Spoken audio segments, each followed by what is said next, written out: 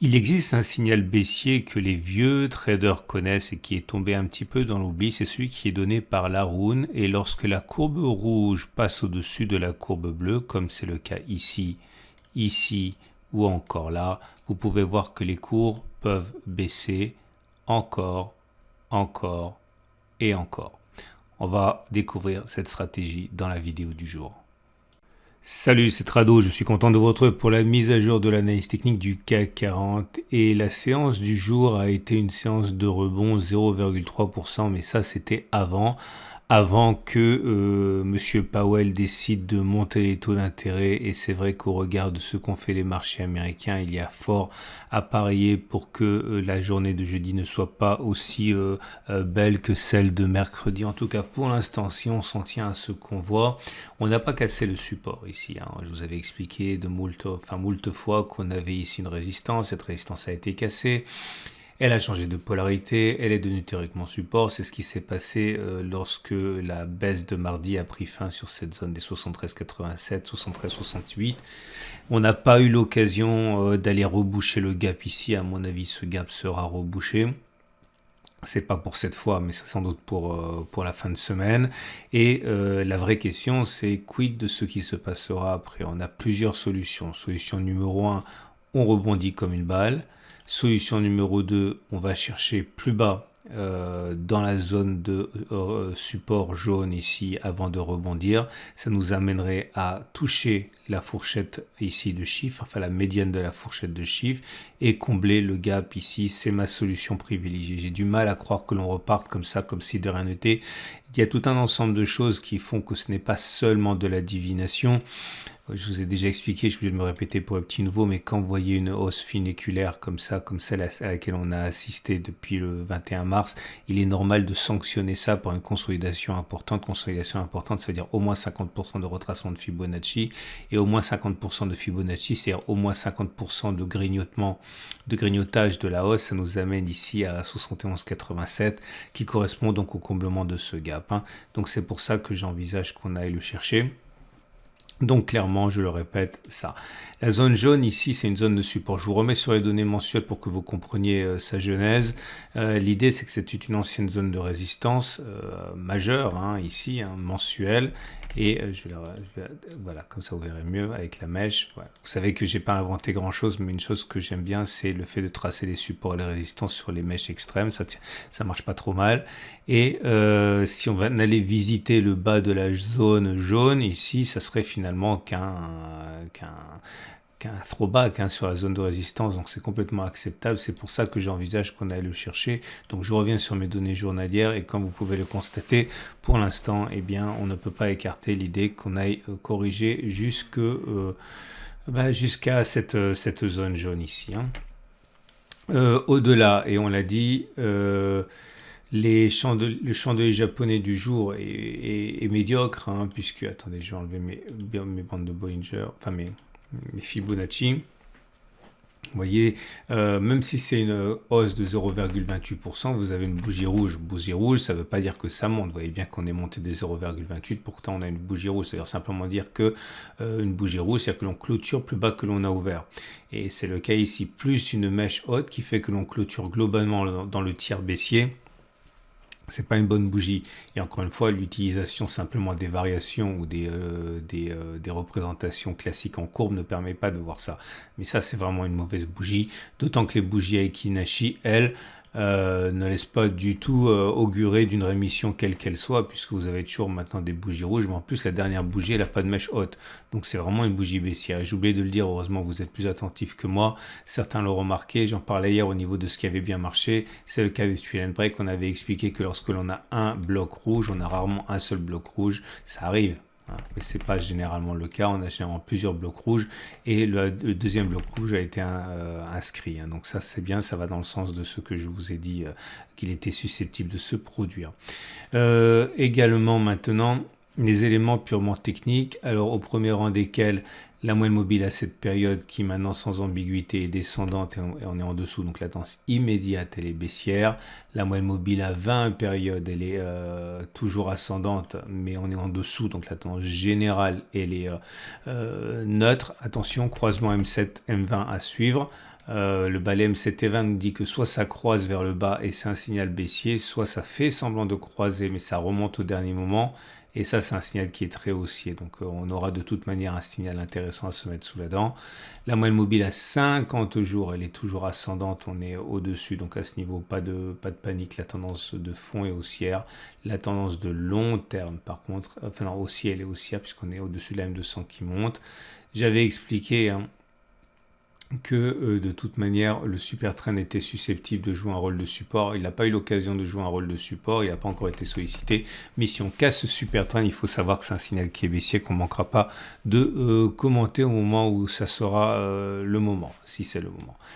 Et ce qui nous amène donc aux autres éléments techniques. Alors il y a eu un nouvel élément technique ici dont j'aimerais vous parler, c'est au niveau de l'Haroun. Alors l'Haroun c'était très branchouille il y a un moment, c'est plus branchouille du tout, mais ça va, ça fonctionne par mode, hein, les indicateurs techniques.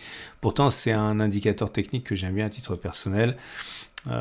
Qui n'a plus la visibilité qu'il mérite, mais pourtant qui fonctionne bien, en particulier à la baisse, parce qu'il y a beaucoup d'indicateurs techniques qui fonctionnent à la hausse, mais qui fonctionnent beaucoup moins bien à la baisse.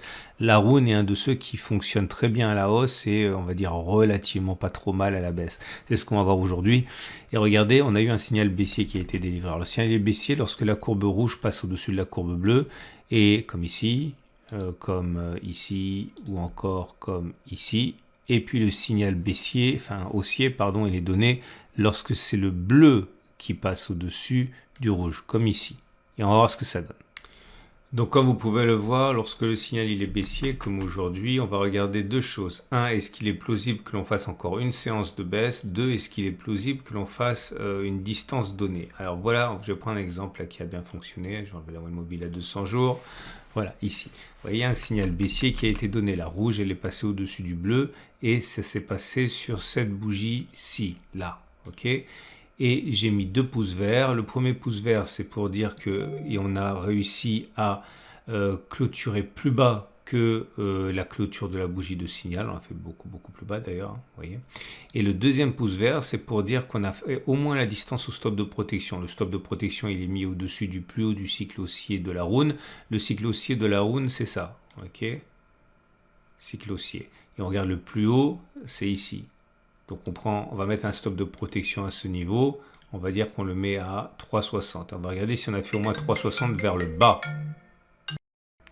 Et comme vous pouvez le voir, c'est le cas puisque au mieux, on a même fait jusqu'à moins 11%. Donc on a fait une fois la distance au stop de protection vers le bas et bien sûr au moins une clôture en dessous de la bougie qui a déclenché le signal. Donc maintenant, on va regarder ce qui s'est passé depuis le début et comme vous pouvez le voir, là par exemple c'est intéressant, c'est un pouce vert et un pouce rouge parce que le signal a été donné sur cette bougie-ci. Ok. La distance au stop de protection, c'est la distance au plus haut du cycle haussier. Donc il fallait faire au moins vers le bas 4,60. On n'a pas fait 4,60. On a quand même clôturé en dessous de la bougie, de la clôture de la bougie de signal. Donc c'est un pouce vert et un pouce rouge. Ok. Donc maintenant je vais faire défiler. J'ai fait le test 30 fois. 30 fois, c'est bien sûr très insuffisant pour tirer des lois, quelles qu'elles soient. C'est simplement pour partager vous avec ma méthode. Si vous avez envie d'essayer d'appliquer ce que je fais, eh bien, vous avez qu'à faire la même chose en backtestant de manière plus sérieuse, plus que 30 fois. Et voilà le résultat. Suite au signal baissier qui a été donné aujourd'hui, c'est-à-dire là, sur la dernière bougie. Est-il plausible que qu'on continue de baisser et que l'on clôture plus bas, donc que le signal a été donné aujourd'hui, donc 7403? Oui, puisque sur les 30 dernières occurrences, ça a fonctionné 24 fois et ça a échoué 6 fois. Donc dans 80% des cas, on a clôturé plus bas que la clôture de la bougie de signal avant que d'aller chercher les précédents sommets et déclencher le stop de protection. Et est-il plausible que l'on fasse la même distance mais vers le bas, c'est-à-dire 2,34 mais vers le bas? C'est intéressant parce que vous voyez, ça nous amène à rallier la médiane et à combler plus ou moins le deuxième gap. Eh bien, oui, de peu, ça a fonctionné 17 fois sur les 30 dernières occurrences, ça a échoué 13 fois. Donc dans 57% des cas. Donc il n'est pas illégitime de viser la médiane de la fourchette d'Andrews et pourquoi pas le complément du deuxième gap. Tout ce que j'ai dit n'a aucune valeur scientifique. Je fais ça par partage de ma méthode. N'essayez surtout pas de copier ce que je fais. Ce n'est pas du tout l'objectif de cette vidéo pédagogique. Et donc du coup, ça nous amène à l'Ishimoku. L'Ishimoku qui... Alors attendez, regardez, je vous montre les paires T-bands parce qu'on est toujours haussier. Donc ça, pour les paires T-bands, ça peut simplement être une correction appuyée avant un retour de la hausse. Et on sait que statistiquement, c'est un outil qui fonctionne. Et donc ça nous amène, comme je l'ai dit, j'ai regardé le monde de Bollinger, oui c'est bon. Et l'Ishimoku, bon c'est de moins en moins bon, mais c'est pas catastrophique non plus, puisque vous avez la M7 qui est au-dessus de cours, donc la tendance immédiate elle est baissière, mais la tendance générale est haussière, et la tendance de fond est haussière, puisqu'on est au-dessus du nuage et au-dessus de la Kijun. Et donc on va passer au trade du jour. Que peut-on faire? Vous vous en doutez. Si vous voulez acheter, je pense qu'on peut le faire une fois qu'on aura fini la consolidation. Alors les plus nerveux ou ceux qui pensent que c'est déjà exagéré peuvent acheter maintenant. Mettez un stop de protection. Allez, mettez en dessous là. Ok, comme ça vous êtes protégé d'un ralliement de la médiane, un ralliement du gap et un comblement du deuxième gap. Donc imaginons que vous mettiez votre stop de protection là, ça vous met un stop de protection à 3,5. il faudrait vers au moins 3,5 pour que ce soit rentable. Donc c'est un peu limite parce que 3,5 ça vous amène au-dessus de la résistance, c'est toujours un petit peu risqué, vous voyez. Mais si vous attendez que l'on baisse un petit peu et que l'on aille par exemple chercher la médiane, et bien là ça devient plus intéressant parce que vous avez un objectif qui est à 3,9% pour aller les plus hauts, un stop de protection à 2,12, ça vous donne un ratio gariste 1,8, c'est beaucoup plus sympa. Maintenant, si vous voulez spéculer à la baisse, naturellement, là j'aime pas trop parce que pour les mêmes raisons, vous allez avoir, imaginons que vous rentrez maintenant à la baisse, vous avez un objectif qui a 2,6 et un stop de protection qui a 2,6, ça fait du 1 pour 1, pourquoi pas.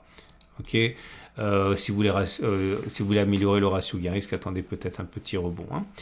Donc, et mon trade, vous le savez, moi j'ai pris mes profits. Donc c'était un trade qui, je suis flat, comme on dit. Je rentre pas en position maintenant, je vais attendre. Je veux voir un petit peu comment on réagit sur la médiane, si on va chercher la médiane. Mais pour l'instant, j'observe. De toute manière, il n'y a pas le feu. Voilà. Je vous remercie infiniment pour tous les gentils likes que vous avez mis sur ma précédente vidéo. C'est vrai que c'est important pour moi. Donc, si vous n'avez pas autre chose à faire et que vous pouvez le liker maintenant, ça me fera toujours plaisir. Je vous rappelle également que je ne fais pas que du trading. Je fais aussi de l'investissement. Je vous dirais même que l'essentiel de mon argent n'est pas sur un compte de trading. L'essentiel de mon argent est sur un compte d'investissement. Je partage avec vous ma méthode. C'est simple. C'est quelque chose qui fonctionne pour moi depuis des années et des années. Ça s'appelle l'accumulation rationnelle. Je vous invite à découvrir ma méthode. On dit également que l'or est parti pour faire quelque chose de grand et de beau pour les prochaines années. Je vous invite à regarder ma vidéo sur l'or. Et également, si vous avez été surpris par la chose que j'ai dite hier et qu'il était important de savoir quand acheter, quand vendre, mais également les zones d'intervention, je vous invite à regarder comment je trace mes zones d'intervention sur la préparation de la semaine de trading. Plein de vidéos pour vous. Je vous souhaite une excellente journée et à demain pour la mise à jour.